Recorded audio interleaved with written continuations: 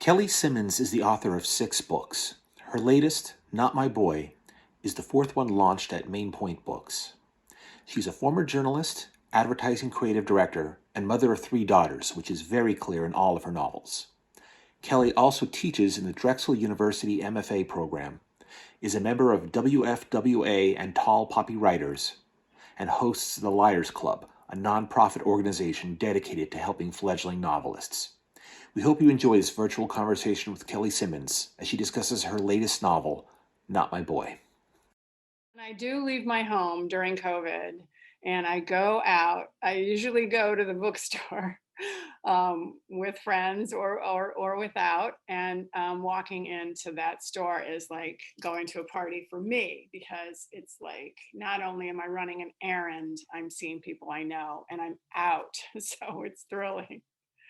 So yeah, this is my 6th book, which is kind of shocking. Um, like many of my books, it is set in suburban Pennsylvania because it is endlessly fascinating to me. And what's different about this book is that it is about sisters. It is about sisters who live next door to one another. Um, and it's been their childhood dream to live next door to each other, to raise their kids together, have cousins playing with cousins. Um, and it took them a while to accomplish it. And once they do, literally the week that the one sister, Hannah, moves into the neighborhood, all hell breaks loose in the neighborhood because a child goes missing. And, so here they had this wonderful, idyllic, situation. And then everything goes haywire and accusations start flying between the sisters, between the mother who lives nearby and her daughters, and between members of the neighborhood. And it gets very tense and fraught pretty fast.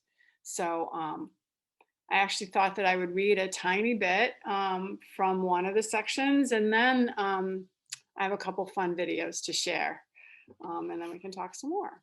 So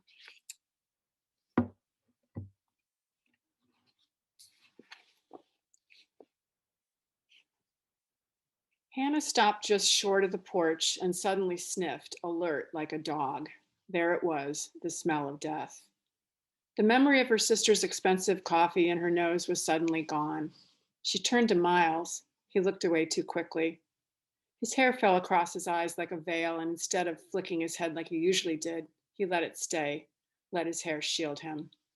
He was only a half an inch shorter than Hannah now, but he hunched down next to her, folding his shoulders in as if trying to be invisible. She remembered the nest she'd seen, the wisps of hair on the porch. Damn it, she should have listened harder to her intuition. Then she thought of the calls she'd have to make to Miles's father, his therapist. She thought of the punishment she'd have to mete out to her son. She thought about how badly she didn't want to do any of these things. Miles, she said, tell me what happened. The therapist had said she should be careful about asking questions and giving him choices. With this issue, with boundaries and limits, statements were clear, so that's what she did. He didn't answer, and in that space, she wavered. Could she be wrong? They lived in the woods now, near a creek, close to farmland. Things passed through, creatures lived and died. They were not in a village with sidewalks anymore. They were on the edge of suburbia, but it was more like the country than anywhere else they'd lived. They were part of the natural world. This made things happen. It made things better. Then she realized just as sharply that it could also make them worse. There was more death around them now, not less. I didn't mean to, Miles said. Wasn't that the very definition of a compulsion? Wasn't that the precise point that the psychiatrist she couldn't afford had explained to her so carefully? She took a deep breath. Oh my God, Miles, the box cutter. Did you? What? Mom, no, no, I swear. Did you? Did you leave it out in the woods? Did you bury it? Where is it? The questions flew out of her mouth. She couldn't help it. The statements were gone and evaporated. She grabbed his arm, too hard, she'd think later, and spun him to face her. It took far more effort than she expected. Her arm ached with force and regret. Tell me where it is, she declared. I hid it. Get the shovel, she said. He glanced nervously up the hill toward Hillary's. Can't we wait till it's dark? Of course, that was the reasonable choice. He didn't want to risk anyone seeing him, didn't want his beloved cousin next door to know what he'd done. And she, of course, the keeper of his secret, didn't either. Doing it was one thing, being bullied about it was another. But she didn't know, couldn't know, how much she'd regret saying yes. Yes, she said, he could wait. It was only after they'd finished unpacking when dusk fell and Miles put on the headlamp and started digging out back, the small grave for the fox corpse he claimed he'd found dead, claimed he hadn't killed. And Hannah had nudged with her toe, looking at the fur, checking for wounds or blood, trying to prove him right or wrong and coming up empty, that she heard the faint chorus from the opposite side of the street, down the gully near the creek, calling out one word over and over, a chant. Liza, Liza. Hannah thought, Liza, that's a strange name for a dog. She left Miles to work in the low light and was about to call Mike and leave a message for the therapist, and then she got a text from her sister. Because a 6-year-old girl named Liza, who lived in the house across the street, the beautiful but shrouded house with the weather vane and the couple who was maybe on their third marriage, no one knew, had gone down to the creek to look for frogs and hadn't come back. Hannah's hand went up to cover her face. Dear God, she already felt a vein of affection for that house, the pretty greens and grays, the possibilities it held. Already the neighborhood had managed to change shape, to scare them, disappoint them. In that suspended moment, as she breathed by the low light of her phone, a flash of recognition ran through her. She couldn't see through the glossy leaves, but it was as if she saw that little girl, another child drawn to animals, and animals had led her to something sinister. Hannah could picture the crayon drawings of frogs and deer and squirrels dotting their fridge, the animal books that lined their shelves, a girl who fearlessly nestled her rosy cheeks into the dusty fur of strangers' dogs and begged her mother for a rabbit weather vane on top of their house. She knew that kind of kid. She had that kind of kid. So that's what sets it in motion. Basically, we've got Miles. We've got Miles who has, a bit of a problem, shall we say, with animals, an obsession that she doesn't fully understand, and she doesn't know how far he's gone. Miles in middle school, and then a 6-year-old across the street, also obsessed with animals, who is suddenly missing, and that propels the whole neighborhood forward. And before too long, not only is Miles under suspicion for a variety of reasons, even though no one really knows his compulsions and they're trying desperately to keep them secret. Hannah's sister's husband, who lives next door, is also under suspicion. And coupled by a tremendous fondness between the sister and the brother-in-law, and between the cousin and his uncle, who lives next door, who he's super close to. So, things get pretty bad, and the mother gets in the middle. The mother's the voice of reason and also a little bit of a firecracker in the middle of it too. There's a book club in the neighborhood. There's a poker night. There's all these people that walk around at night, walk through dark paths, drunk, coming home from poker night, drunk, coming back from book club. The book club in the book is the world's meanest book club, not modeled on any, I swear, that I have visited. And it's just a very interesting neighborhood in a very beautiful place. And two interesting things that happened in the course of finishing this book and talking to people about it. The first thing was that a lot of people wanted to know if the neighborhood was real, because I live nearby. So there's a little story about that. And then the other thing, which I'll talk about in a minute. And then the other thing is that my sister got very, very nervous, very nervous. She was like, what is the book about?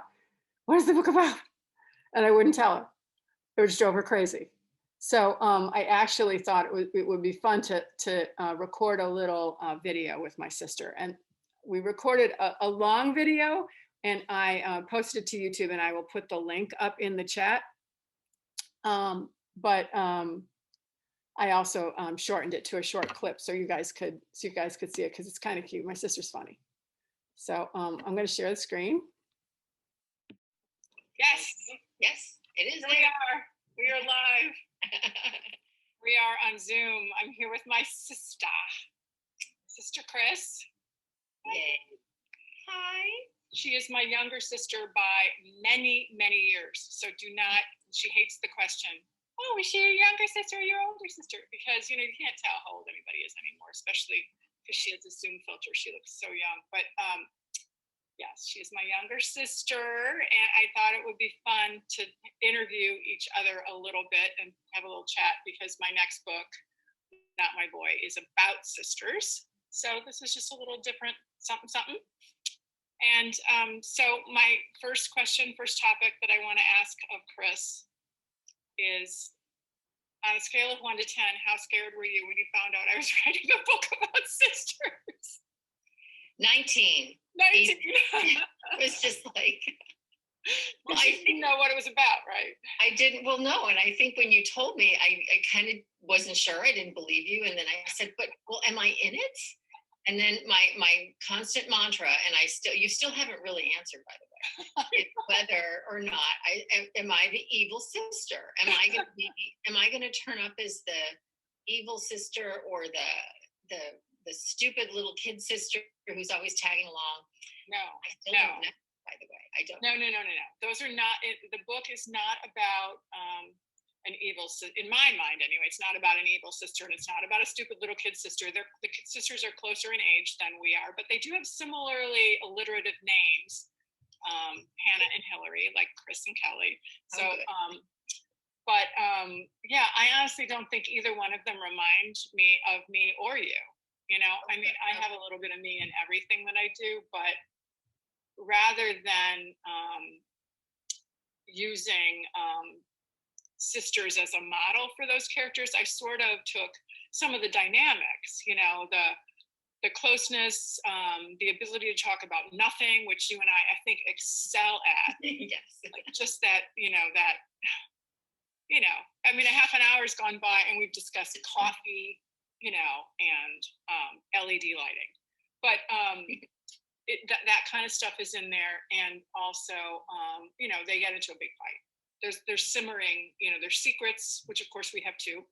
Yeah, we're going to reveal them. So yeah, no, your secrets are not in the book, so you can feel free to write them down. You can feel free to write about the Taco Bell incident down the line. Will I ever live down the Taco Bell incident? No. Everybody knows me.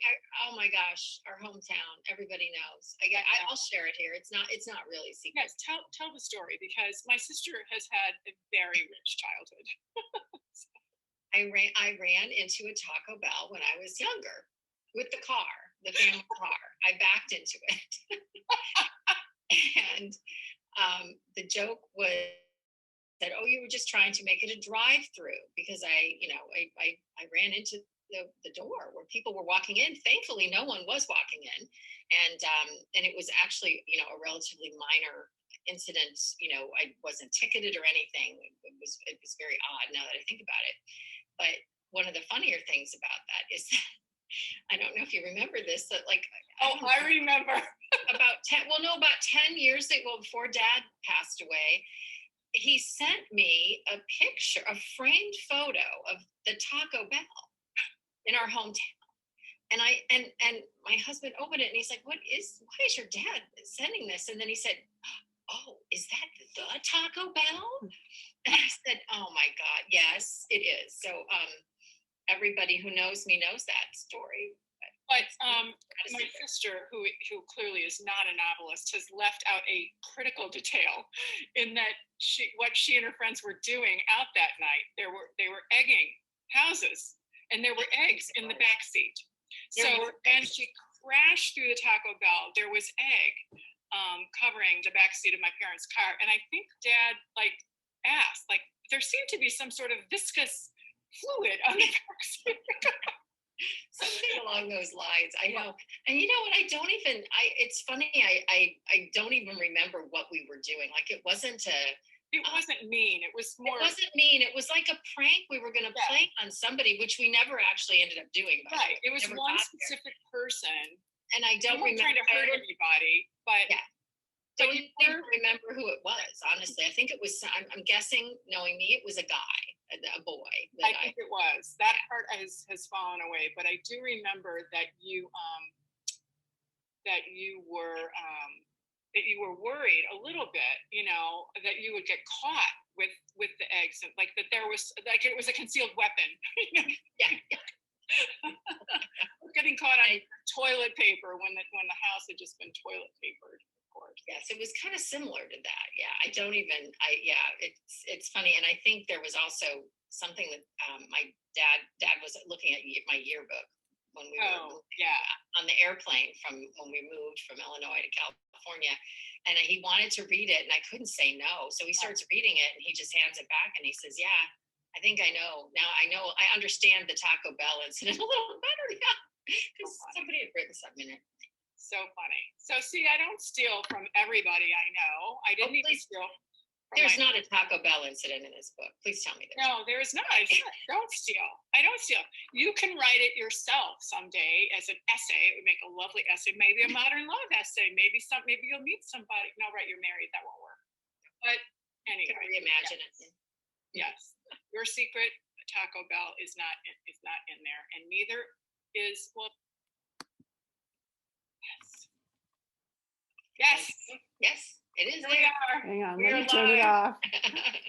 We are on Zoom. I'm here with my sister. Okay. So anyway, I thought that was really fun talking to her.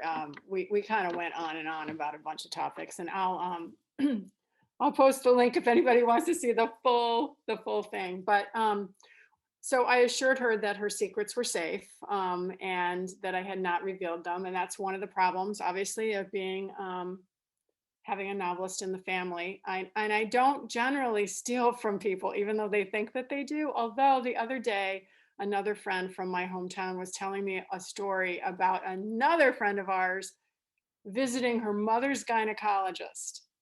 And she told me something so funny. I said, I'm sorry. You got to ask her if I got to put that in a book. That's going in a book. Like a good gynecologist piece of dialogue, you know, it's gold.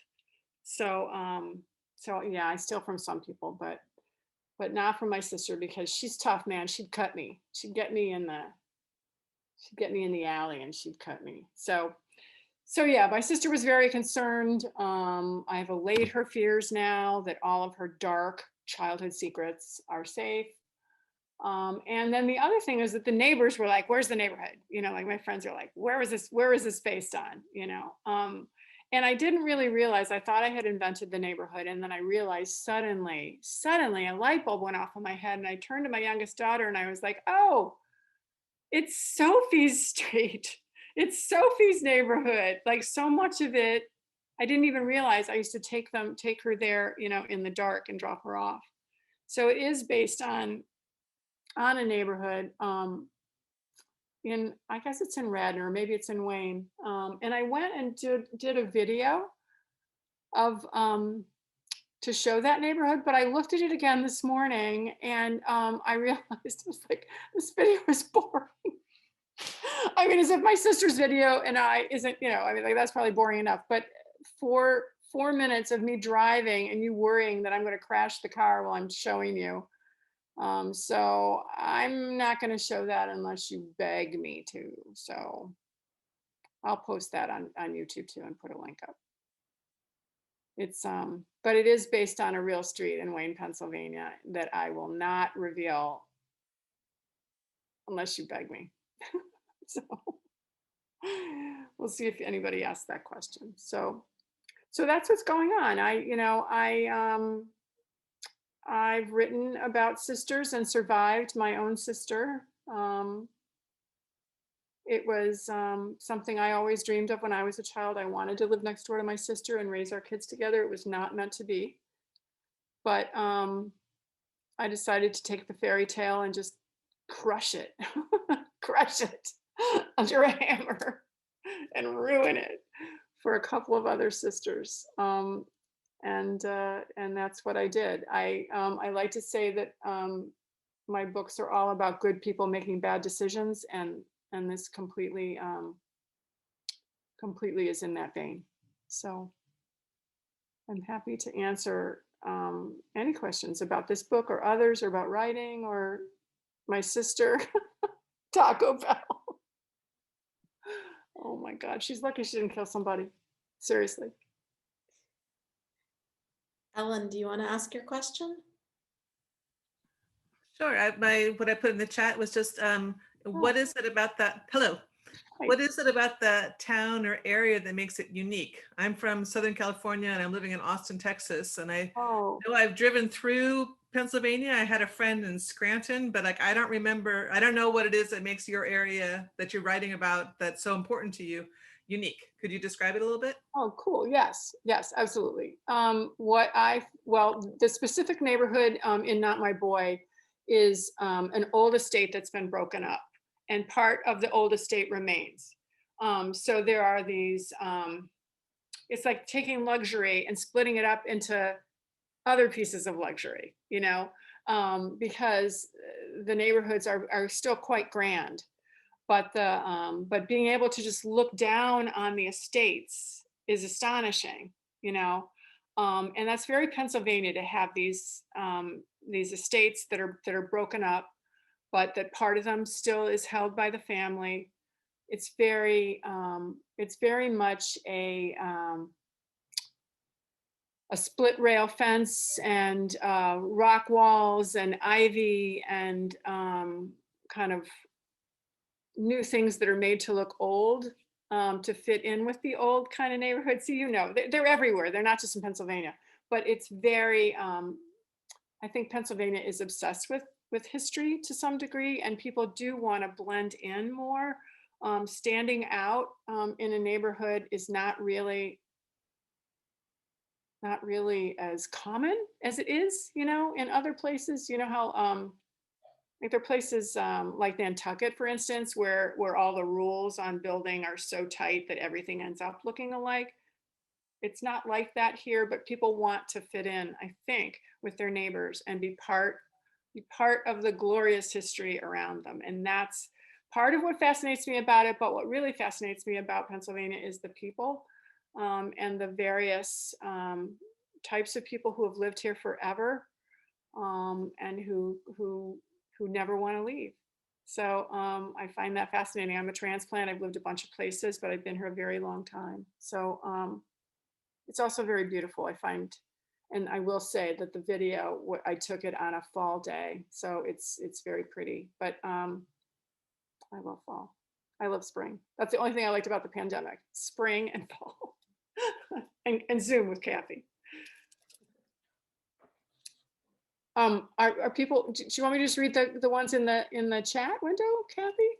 Or do people want to ask their questions? So Maddie has asked you to show the video. Okay. All right, Maddie, I'll show you the video, but it is 4 minutes that probably Maddie will not. Maddie's a really good photographer, so she is not going to find that so fascinating, but maybe the rest of you could be fooled. Okay, here we go.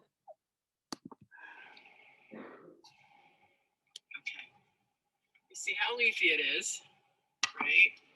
It's really pretty. It's got some gorgeous houses up on hills. And it's just a really beautiful fall day.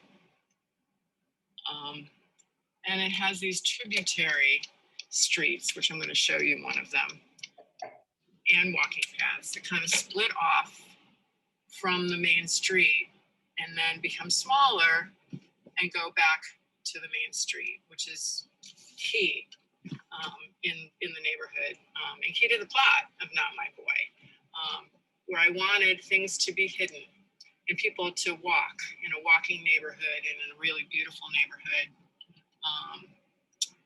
and a really tree-filled neighborhood. And like many neighborhoods in Philadelphia, this neighborhood was carved up from an old estate, and part of it still overlooks a beautiful estate, which I will show you when I get to the end of the street. And that also was part of the vibe of Not My Boy, which is why I chose to stalk this street a little bit as I was writing. Now, as it turns out, my daughter knows someone on the street, and I had dropped her off for play dates, and it had kind of stuck in my mind.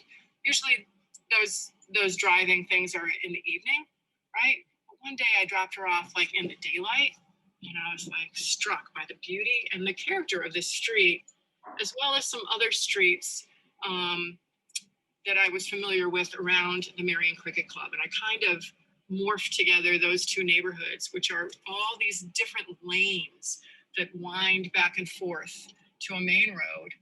And again, overlooking, here's one up on a hill.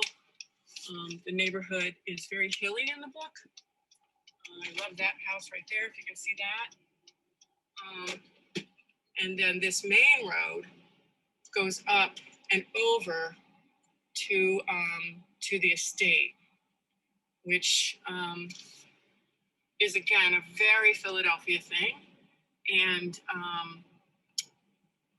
kind of sad to consider that these grand parcels of land have been cut up and sold off to developments. But you know, that's the way it goes, progress and all, right? People got to live somewhere.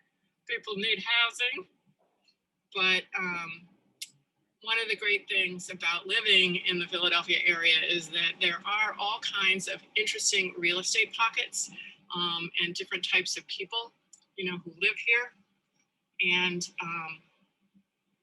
we just passed some of them. I don't know if they show up in the video. They waved to me like, hey, so cute.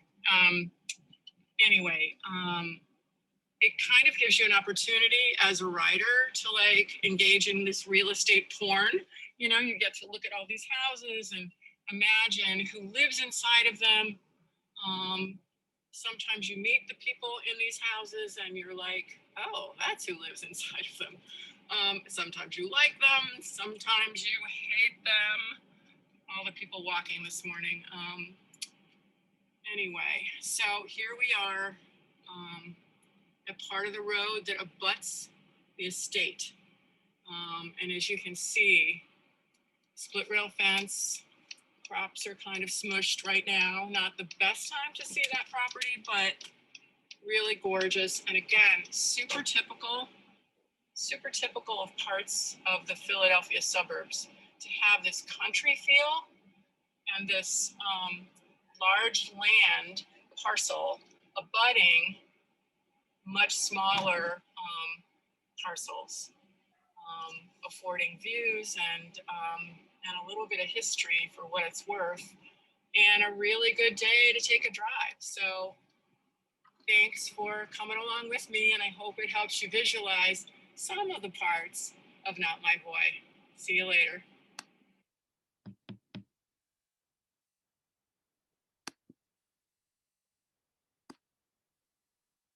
I warned you. I kept watching you. I mean, I knew what I was doing and I was going really slow, but whenever I watched it, I'm like, I'm going to crash. I'm going to crash. I'm going to run up. I think I'm going to run over the curb half the time. I actually thought at one point when I watched it that that I was turning right. I was like, wait a minute, no, you're supposed to go left. I thought the turn signal sounded like it was going to the right. Insane. So yeah. So Marissa asked a question that I was actually thinking about myself. Did you find it different writing from the perspective of a mother of a son than your usual sort of more mother-daughter? Yes, I did. In fact, my my agent, who has 2 boys, she also has daughters, but said that was one of the things she liked the most about the original manuscript was how interestingly I had handled the differences between parenting girls and parenting boys, because the grandmother in the book had 2 daughters, Hannah and Hillary. and really is at sea in dealing with a boy. Frankly, Hannah is a little bit at sea too. And honestly, I would be also. So it was very easy actually to put myself in that at sea position, but a little harder to think, okay, realistically, what would Hannah do? You know, and I filled her with a lot of empathy, even though she didn't fully understand. Um, so that was my approach, but that was hard. I don't mean to be sexist about it, but there is a great difference in raising all kinds of different children, right? You know, and I did not have the experience of raising boys. I didn't have all kinds of experiences. I've never had twins. I don't have a big family. I don't have an only child. I have a friend who has an only child, and her struggles are completely different than many of my struggles as having three. So I think there's just such a spectrum of experiences you can have as a parent, and you're never going to get the full spectrum. You're never going to have the same problems someone else does, the same insights someone else does, or the same heartbreaks. You know, it's all different. And I created a character in Miles that was a real conundrum for me, I think, and for his mom and his aunt. So thank you, Marissa. She also had mentioned, actually, I'm sorry. She asked how you came up with the names of the characters. She thought it was fun to picture them. Yeah, well, one of the names in the book, there's a character named after someone in the video chat, because she won it in an auction. She donated money to a charity and won getting named in one of my books. And the other times when someone has done that, they've been in a book that never got published, because not every book that I write has gotten published. You know, I mean, my publisher loves to be able to have several to choose from. So I was actually afraid that when I did this and I put her name in the book, that they would somehow reject it, even though it was under contract. So yeah, that's how one of the names got in the book, Marissa. But the other names, you know, I wanted the girls to have alliterative names. Although that does drive people crazy when the names of the characters are too close. Sorry, I did it on purpose. I knew what I was doing. And the other names, you know, I didn't think terribly carefully about. Sometimes the name of a main character in a book is critical to me, and I can't imagine it being anything other than what it is. In my first novel, the woman's name had to be Claire because of its closeness to the word clear. Just had to be, you know. And I sometimes feel that way. Although the book that I'm writing now, I'm an inch away from changing the whole family's last name. So, you know, I'm not always that attached. So Ellen asked what you thought of the cover of the book, particularly the fact it looks like there might be a target on the boy's back. Yes. I thought that was actually a nice touch. I love the cover. I loved it the minute I saw it. Although I will say, the fire at the edge of the cover, and I had matches made to go with the book. Ironically, there is a fire that figures in the plot, but it's not super prominent. So I kind of worried that maybe that was overselling, like the fire, you know. But I do. I like this cover. It's one of my favorite covers. I really love orange, to be honest. Just be stupidly ridiculous about it. I love orange. So I loved that it had orange in it. But this is actually funny. A very close friend of mine had a really rough year, and she was in the hospital for a large part of the summer. And I gave her one of my arcs to read when she was in the hospital. She's a big fan of my work. She's a good buddy, but you know, she was sick. She's had a tough year, pandemic. I didn't hear from her, and I was like, I confronted her. I said, "You didn't like my book." She said, I hate the name Hannah and I hate the name Hillary. I was like, okay, that's useful criticism. Thank you so much. And then she said, and sisters don't behave that way. And I said, do you have a sister? And she said, no, I have brothers. You know that.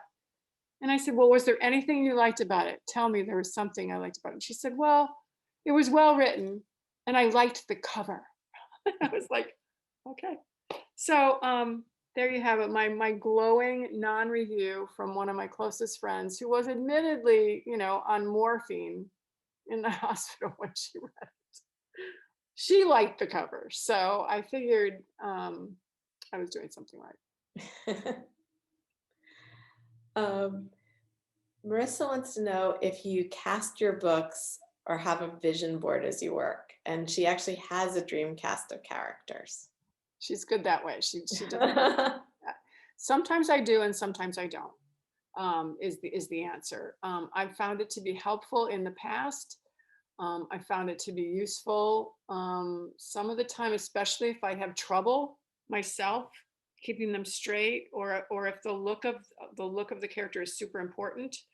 I will do it, but I did not for this book. So we will allow Marissa to cast it for us.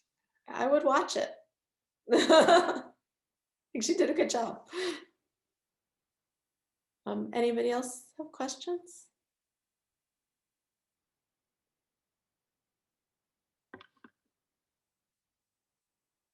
I was very excited to get my hands on it and read it. So. I just saw a comment from Beth Kephart that made me laugh. And she said that she wants me to tell you how much I enjoy walking around the neighborhoods of Wayne with my friends. Beth and I, my friend Beth is also an author, an excellent author. And she loves to walk, and I don't really love to walk, but I love Beth. And walking is good for you. So every once in a while, when the weather is fine, I'll say, hey, how about a walk? And one of the places we love to walk is through Wayne, which is the town that Kathy's bookstore is in. And there are really beautiful houses, and we are really obnoxious when we walk. We talk about how gorgeous the houses are. We talk about the detail. I mean, if the people are actually out in the yard, they will hear us being really obnoxious. It's really amazing to me how much I love looking at strangers' houses. So I do a lot of it. No one, Beth and I do that. No one has ever, arrested us for doing it. We don't, trespass, but we do talk. We talk smack about people's houses. And then obviously I drive up and down, lanes and stuff and take pictures, which, would get me arrested, I'm sure, in some places. But I do that a lot for research. So even though I don't storyboard, I do that a lot. And the book that I'm writing currently is set in Chestnut Hill, Pennsylvania. And I felt it was really important for me to see the house. So I went on so many real estate sites until I found the house that I was sure was their house. And I have a picture of it in the file that I look at when I write it. So, and in that case, the house was more important than the people. But with Not My Boy, I think the people were as important as the setting. So you answered Sarah Lynn's next question. Oh. I was talking about your next project. Oh, okay. Yeah. Well, my next project, I'm looking at the Dreamcast of characters. Kelly Preston. Oh my God, poor Kelly Preston. Kelly Preston's dead. My next project, I don't have the title locked down yet, but it is about a family of three sisters who may or may not have committed a crime during a party they hosted when the parents weren't home. And the parents get wind of it 10 years later. And the mom, starts on a trail to try to figure out what the hell happened and whether her daughters have been lying to her all this time, against the backdrop of one of their daughters getting married and people involved in the crime coming to the wedding. So it's really a deeply family type of story. There's a lot of drama in the family between all of the members that really has nothing to do with the murder. So, did I say murder? Oops. The maybe murder, or the rape, or you know, the car accident that may have happened. So So your children will not be showing up to that book launch, I they think. are going. They are already worried because I just told them that it involves three sisters, and then to me they're not anything like my daughters. Nothing like them. They really aren't. But I know that they're going to find. They're going to be as scared as my sister was, for sure. For sure. I think you can have fun with that for a year. Yeah, absolutely. I would torture them. I would torture them for sure. So have you set any books in your own neighborhood? Um,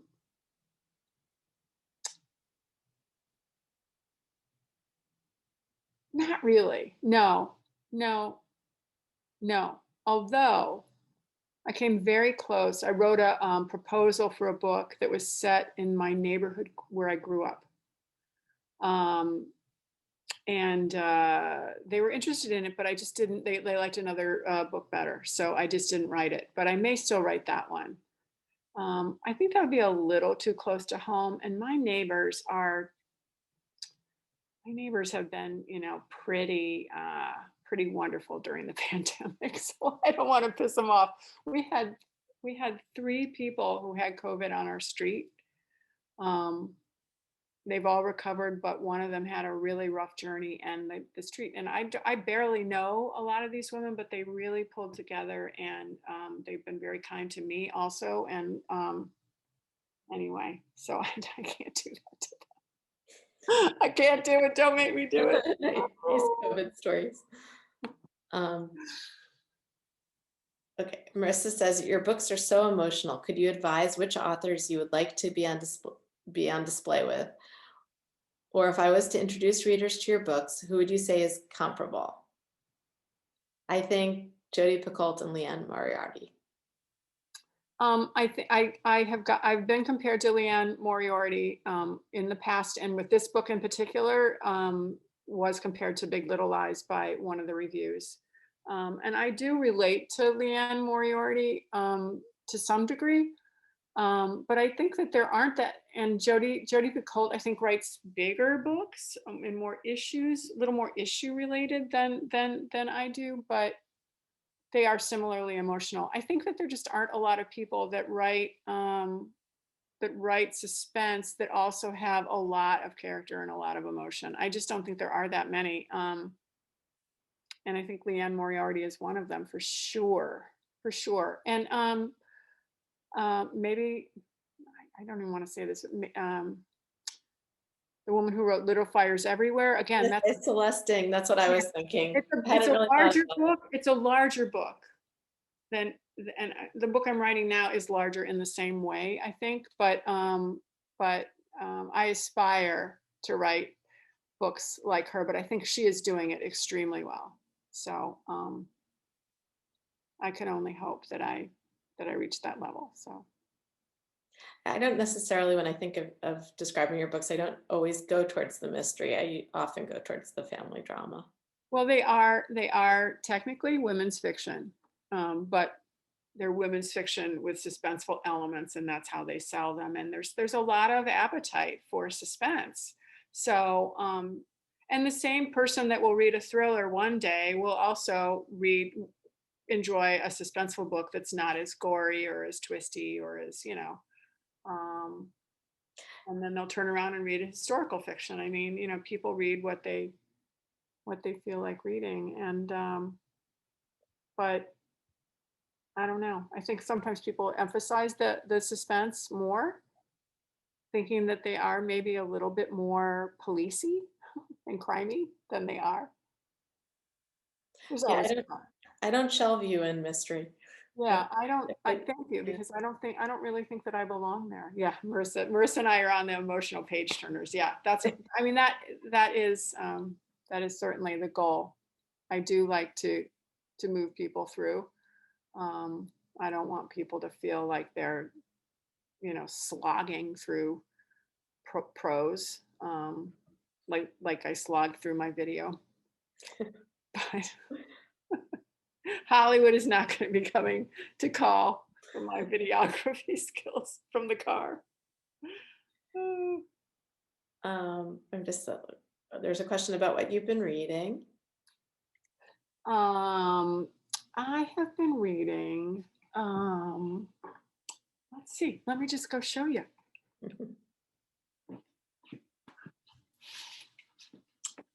This is my nightstand. Haven't read that yet. Sun Collective by Charles Baxter. Just finished this. David Sedaris collection. Haven't started this. Don't know anything about it.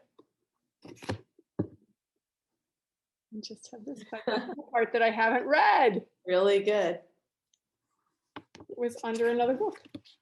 So that's what's on my nightstand. And I've read a lot of books I hated, but I'm not going to mention those. And hate is a very strong word, right? Hate is a terrible word. I've read a lot of books that I've disliked recently. So, I also read this one, which is very good. It's a thriller. Forgot. Sorry, too many nightstands. There was a question about if there's what you hated about them, although I know some of it was COVID. Was some of it COVID, or am I picky? I did do a shelf talker for another bookstore, Kathy, that you know, at Reads and Company. Sorry, I know you guys are friends, so I know it's a different marketing area. Because when they told the author what I had said, he said, "You've got to get her to do a shelf talker." So there's a shelf talker at this bookstore that says, "I loved it and I hate everything." Kelly Simmons, author, hanging on the shelf below this book. And that book is Courting Mrs. Lincoln by Louis Bayard, I think his last name is. Anyway, he's a hilarious guy because he wanted that as his shelf talker. But so I don't think that it was COVID. I think that I chose badly, and I think that I am picky, and I am hard on myself. And even my friends who are authors are like, "Don't read my book. Don't read my book," because I know I've heard you say that you threw a book across the room, and I do not want you to throw my book across the room. And I don't think I would throw a friend's book across the room. But when I see other authors doing things that my editors don't allow me to do, it makes me angry. So part of it is just professional-ishness. So Kim's like, what?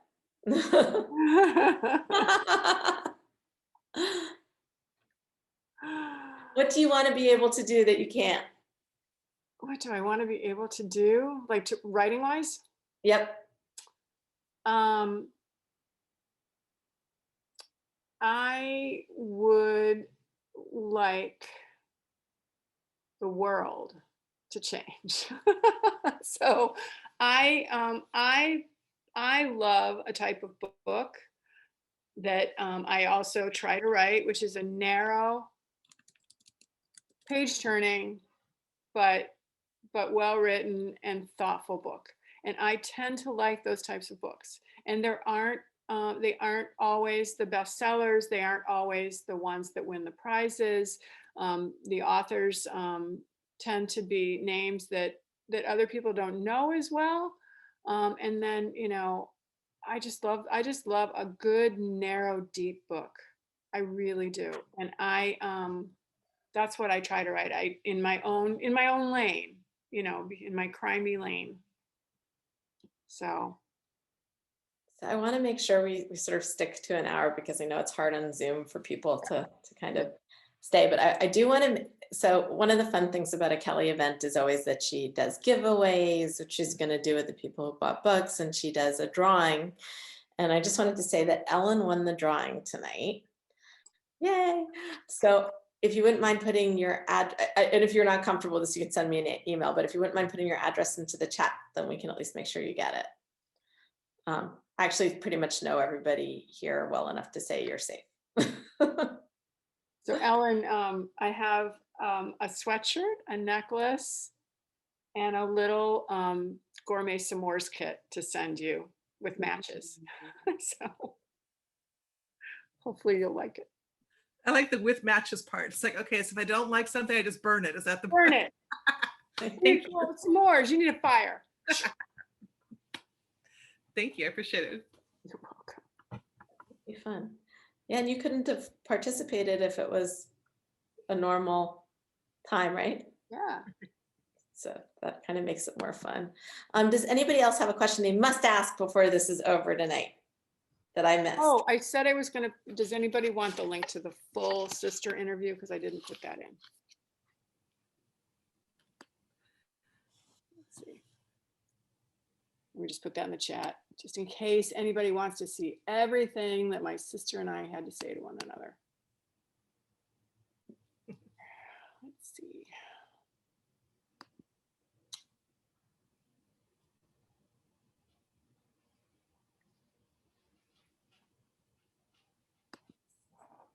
Of course, I can't find it. Okay. What is wrong with me? I don't know. My phone keeps auto-correcting Brookdale, so like, but that is correct. Here we go. In case anybody wants to go to YouTube. Give everybody a chance to copy that.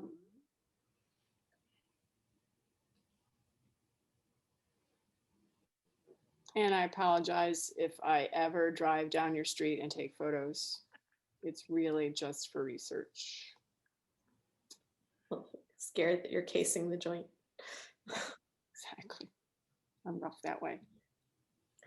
Well, thank you so much, Kelly, and thank you everybody else. And I'm sure for the next book we will be in person, and maybe we'll do a combination in person and Zoom, and then everybody can I think participate. that would be fun. Yeah. It'll be really fun. And then we'll have lights. We'll have Yes. professional lights and videographers, and yeah. It's sort of harder to make everything soft in person. Oh my God. Yeah, just the makeup. Every Zoom meeting that I'm in for any reason, like if there's women in it, the first 5 minutes are like, oh my God, my hair, oh my God. It's hard looking at yourself. It's fine looking at everybody else. It's so weird. Anyway, thank you all for coming. I really appreciate it. Take care. Thank you. Bye. Bye.